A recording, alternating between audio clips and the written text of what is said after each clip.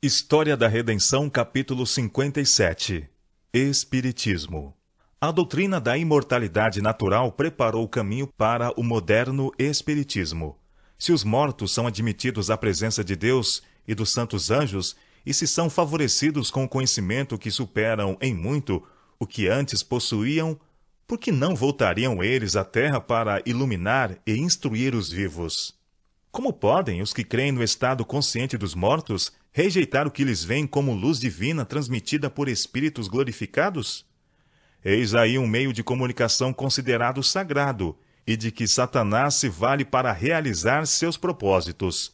Os anjos decaídos que executam suas ordens aparecem como mensageiros do mundo dos espíritos. Ao mesmo tempo em que professa trazer os vivos em comunicação com os mortos, Satanás exerce sobre eles sua fascinante influência. Ele tem poder mesmo para fazer surgir perante os homens a aparência de seus amigos falecidos. A contrafação é perfeita. A expressão familiar, as palavras, o tom da voz são reproduzidos com maravilhosa exatidão. Muitos são consolados com a afirmativa de que seus queridos estão gozando a ventura celestial e, sem suspeita de perigo, dão ouvidos a espíritos sedutores e doutrinas de demônios. Induzindo-os a crer que os mortos efetivamente voltam para comunicar-se com eles, Satanás faz com que apareçam os que baixaram ao túmulo sem estarem preparados. Pretendem estar felizes no céu e mesmo ocupar ali elevadas posições. E assim é largamente ensinado o erro de que nenhuma diferença se faz entre justos e ímpios. Os pretensos visitantes do mundo dos espíritos algumas vezes proferem avisos e advertências que se demonstram corretos. Então, estando ganha a confiança, apresentam doutrinas que solapam diretamente a fé nas Escrituras. Com a aparência de profundo interesse no bem-estar de seus amigos na terra, insinuam os mais perigosos erros. O fato de declararem algumas verdades e poderem, por vezes, predizer acontecimentos futuros, dá às suas declarações uma aparência de crédito. E seus falsos ensinos são tão de pronto aceitos pelas multidões, e tão implicitamente cridos como se fossem as mais sagradas verdades da Bíblia. A lei de Deus é posta de parte, desprezado o Espírito da graça, o sangue do concerto tido em conta de coisa profana. Os espíritos negam a divindade de Cristo e colocam o próprio Criador no mesmo nível em que estão. Assim, sob novo disfarce, o grande rebelde ainda prossegue com sua luta contra Deus, luta iniciada no céu e durante quase 6.000 anos continuada na terra.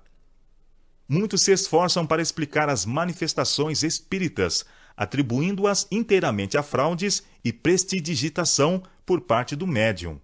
Mas, conquanto seja verdade que os resultados da trapaça tenham muitas vezes sido apresentados como manifestações genuínas, tem havido também assinaladas manifestações de poder sobrenatural.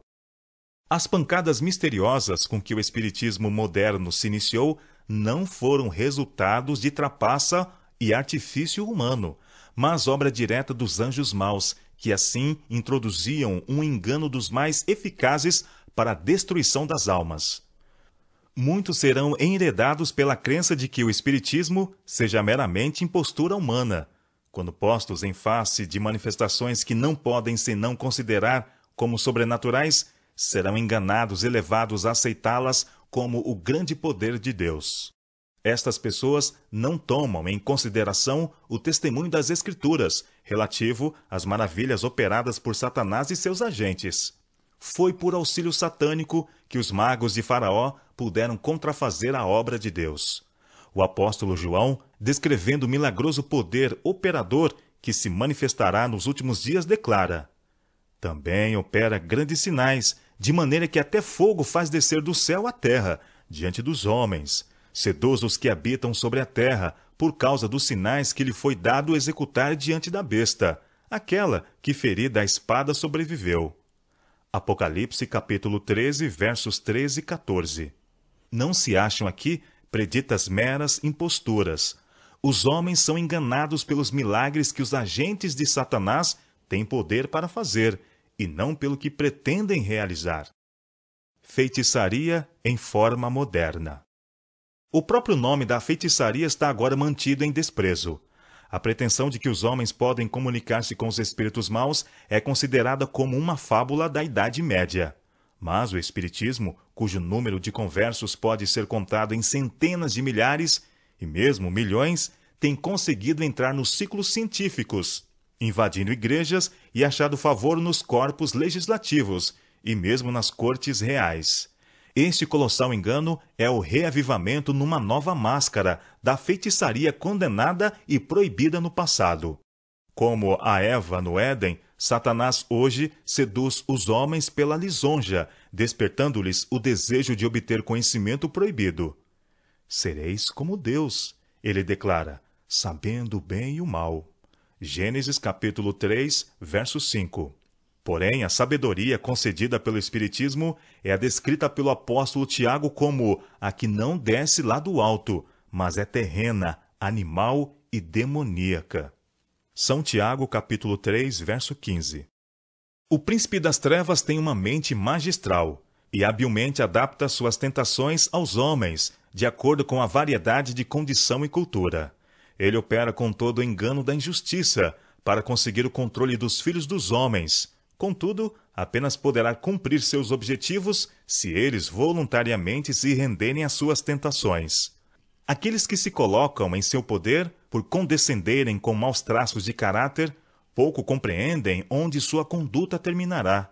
O tentador realiza sua ruína e então emprega-os para arruinar a outros. Ninguém precisa ser enganado. Mas ninguém precisa ser enganado pelas mentirosas pretensões do Espiritismo. Deus deu ao mundo luz suficiente para habilitá-lo a descobrir a cilada. Se não existisse outra evidência, aos cristãos devia bastar que os espíritas não fazem diferença entre a justiça e o pecado, entre os mais nobres e puros apóstolos de Cristo e os mais corruptos dos servos de Satanás.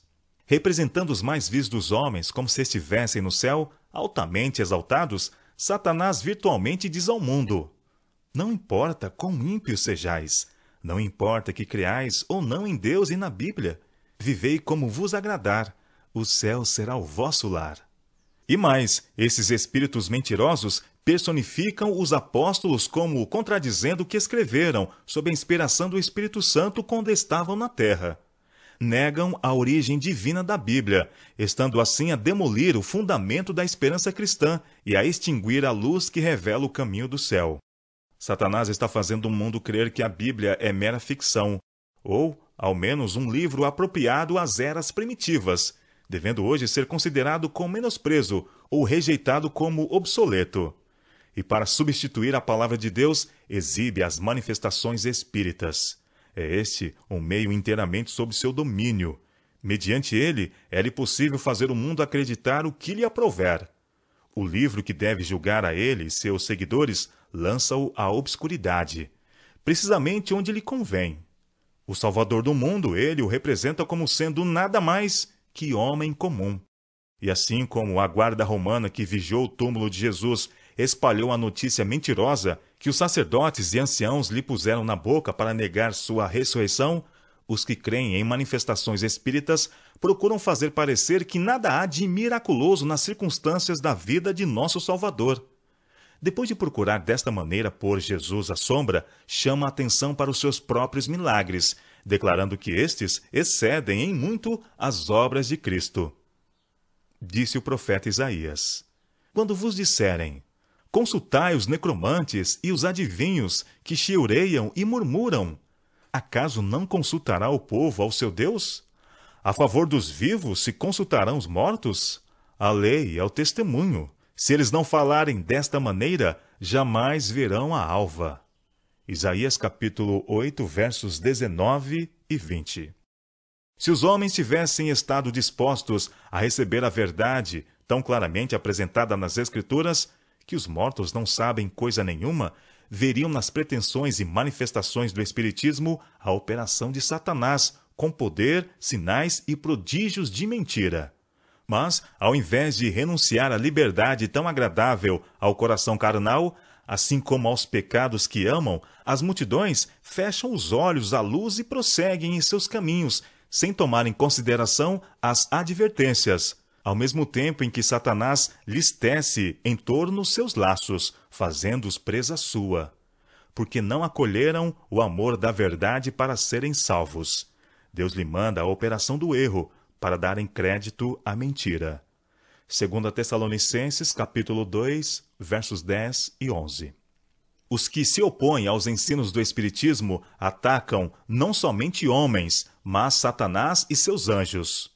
Entram em luta contra os principados e as potestades e as hostes espirituais da maldade nos lugares celestiais. Satanás não cederá uma polegada de terreno sequer, a menos que seja rechaçado pelo poder dos mensageiros celestiais. O povo de Deus deve ser capaz de o enfrentar, como fez nosso Salvador com as palavras: está escrito. Satanás pode citar as Escrituras hoje, como fez nos dias de Cristo, e perverterá seus ensinos para apoiar seus enganos. Porém, as singelas declarações da Bíblia fornecerão armas poderosas em cada batalha. Os que quiserem estar de pé no tempo de perigo precisam compreender o testemunho das Escrituras relativo à natureza do homem e o estado dos mortos, visto que num futuro próximo muitos serão defrontados por espíritos de demônios, personificando parentes amados ou amigos e declarando as mais perigosas heresias.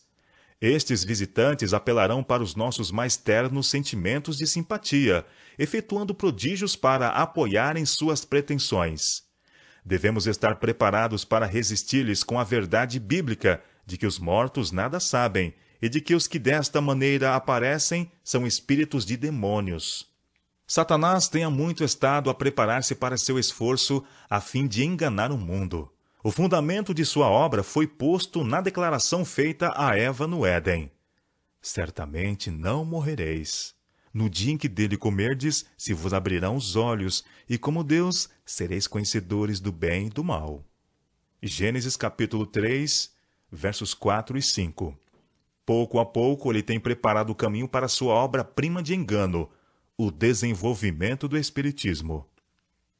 Até agora não logrou realizar completamente seus desígnios, mas estes serão atingidos no fim dos últimos tempos, e o mundo será arrastado para as fileiras deste engano. O povo está rapidamente adormecendo, acalentado por uma segurança fatal, para unicamente despertar com o derramamento da ira de Deus.